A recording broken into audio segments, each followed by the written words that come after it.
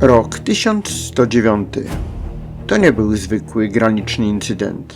To była totalna inwazja najpotężniejszej machiny wojennej ówczesnej Europy. Król niemiecki, późniejszy cesarz Henryk V rusza na Polskę, prowadząc armię szacowaną na 10 000 żołnierzy. W tych czasach to była rzeka stali, która miała zalać państwo Bolesława Krzywoustego. Ale ten podcast nie będzie tylko o liczbach.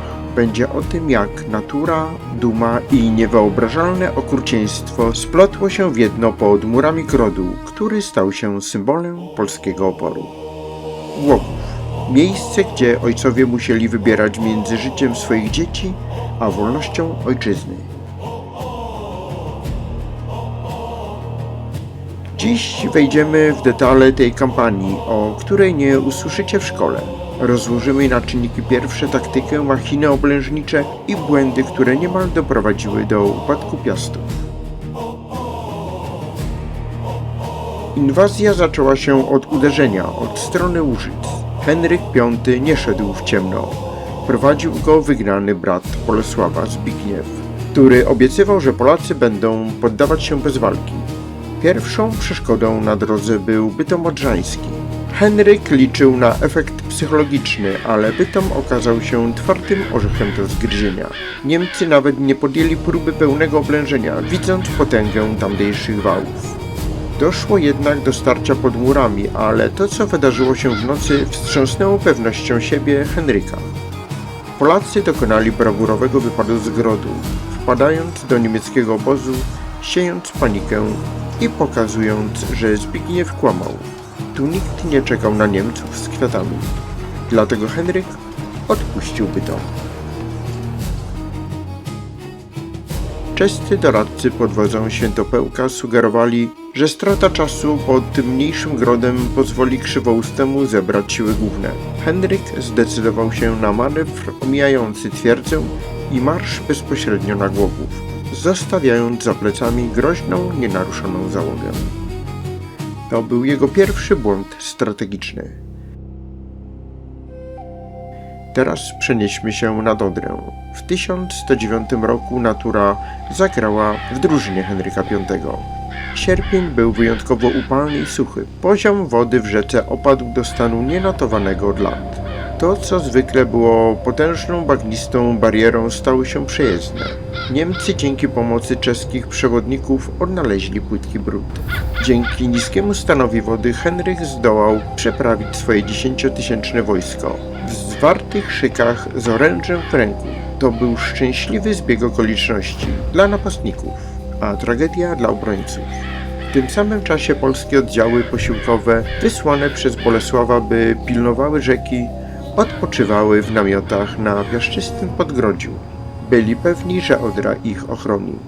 24 sierpnia o świcie, w dzień świętego Bartłomieja, Niemcy przeszli Bród i uderzyli od strony Baryczy, kompletnie zaskakując Polaków.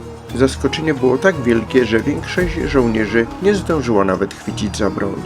To wtedy w ręce Henryka wpadły setki zakładników, w tym dzieci najważniejszych rodów Głogowa. Henryk V stał pod Głogowem z ogromną liczbą jeńców, ale sam gród trwał.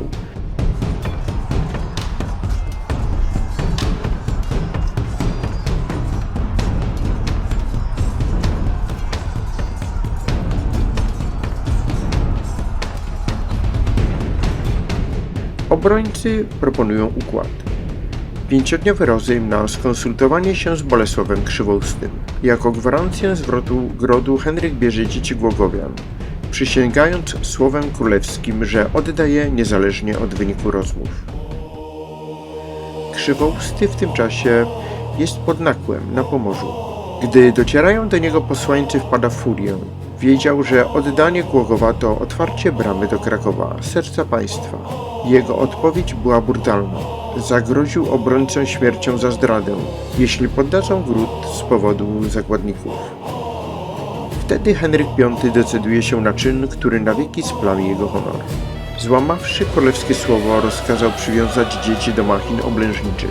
Liczył, że ojcowie stojący na murach nie odważą się strzelać. I tu dochodzi do najbardziej wstrząsającej sceny w naszej historii. Ojcowie sami zasypują swoje dzieci gradem pocisków, byle tylko nie dopuścić wroga do bramy. Moralnie Henryk V przegrał tę wojnę już wtedy.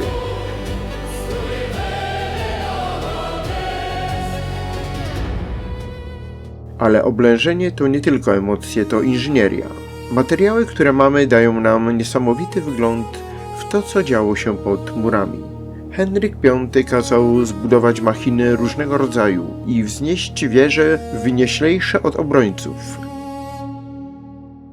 Zatrzymajmy się przy taranie. Według Encyklopedii Ziemi Głogowskiej taki taran mógł mieć od 8 nawet do 30 metrów długości.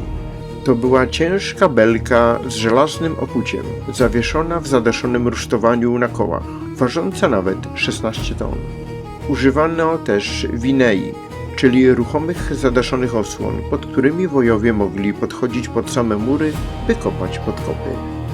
Do tego dochodziły wieże oblężnicze, wyższe niż mury Głogowa, obijane surowymi skórami zwierząt, by utrudniać ich podpalenie. Na ich szczytach stali łucznicy i procarze, którzy zasypywali obrońców pociskami. Z kolei Polacy używali ciężkiej broni gradowej, kusz wałowych i proc, które miotały kamienie w machiny Niemców.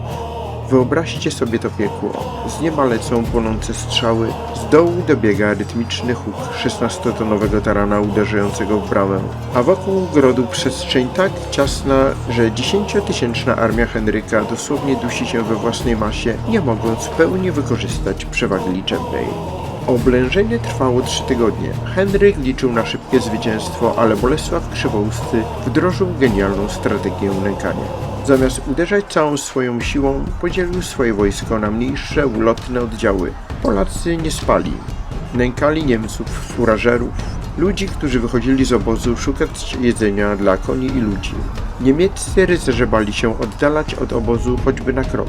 Wkrótce w szeregach Henryka zapanował głód, a za głodem przyszły choroby. W obozie niemieckim śmierć stała się codziennością nie tylko z rąk Polaków, ale i z powodu dezynterii. Henryk V wiedział, że jego elitarne rycerstwo topnieje w oczach, a murów Głogowa nadal nikt nie sforsował. Ostatecznie cesarz musi zwinąć obóz, odwrót był upokarzający. Dodatkowo nastroje w armii inwazyjnej siadły kompletnie, gdy podczas odwrotu zginął ich najważniejszy sojusznik, czeski książę Świętopełk, zamordowany prawdopodobnie w wyniku wewnętrznych porachunków czeskich. Henryk ruszył w stronę Wrocławia, ale tam, jak podaje legenda, spotkała go kolejna klęska na Psim Polu. Choć współcześni badacze podchodzą do tej bitwy sceptycznie, widząc w niej raczej ubarwiony przez kadłubka opis mniejszych potyczek, to psychologiczny efekt był jasny. Cesarz uciekł z Polski. Kampania 1109 roku zakończyła epokę bezpośrednich najazdów cesarstwa na Polskę Piastów. Głogów obronił nie tylko swoje mury, ale i niepodległość całego kraju. To właśnie tam narodził się jeden z najważniejszych polskich mitów narodowych. Mit dzieci głogowskich, który przetrwał setki lat i do dziś jest upamiętniany pomnikiem w pobliżu Głogowskiego Zamku. Pamiętajmy o tym, gdy następnym razem będziemy przejeżdżać przez dolnośląskie drogi. Do usłyszenia w kolejnym odcinku.